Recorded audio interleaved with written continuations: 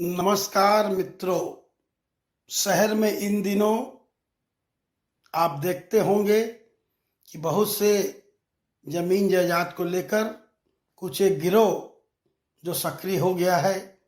यदि आपकी साफ सुथरी जमीन भी है तो उसमें विभिन्न प्रकार के पेंच लगाकर कोशिश की जाती है कि वो जमीन बद से बदनाम कैसे हो, उसका रेट कैसे कम हो जाए और कैसे उसमें कुछ हमको मिल जाए।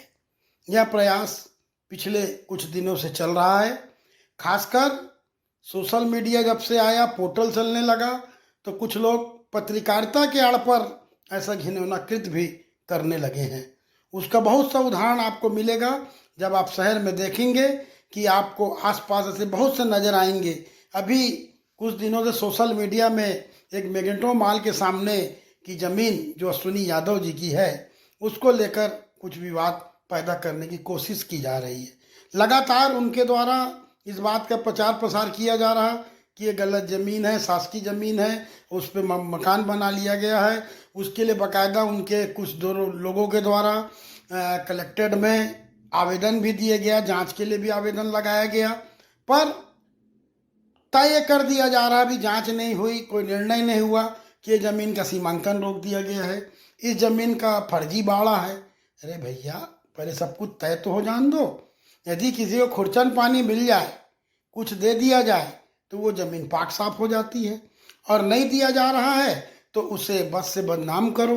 ये कोशिश जो शहर में चल रही है, इसका पुरजोर विरोध भी होना चाहिए, क्योंकि कुछ लोग पत्रकारिता के आड़ पर कुछ ऐसा घिनौना कृत्य करने लगे हैं जिससे पत्रकार जगत ही बदनाम होने लगा है। आप देखते होंगे कि कुकुरमुत्ते की तरह पोर्टल के रूप में जो पत्रकारिता का गामा झा भी नहीं जानते, वो भी पत्रकारिता करने लगे हैं।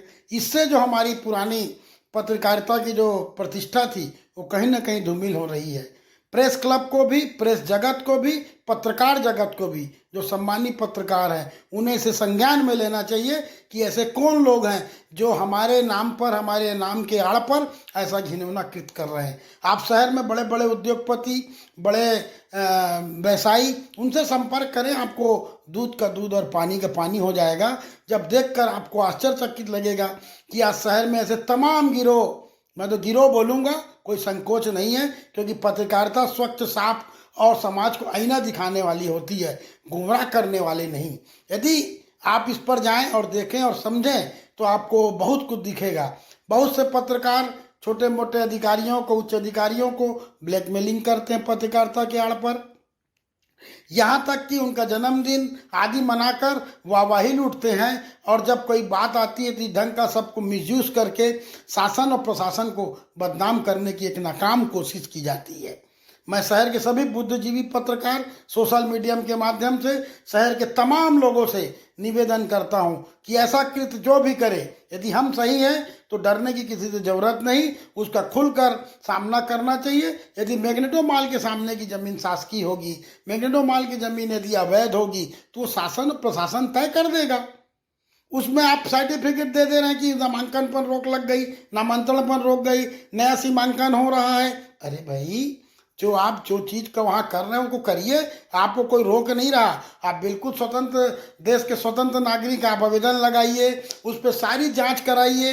गलत होगा तो शासन जानेगा, प्रशासन जानेगा, जिसकी ज़मीन है वो जानेगा। इसमें कहीं कोई डरने वाली बात नहीं है।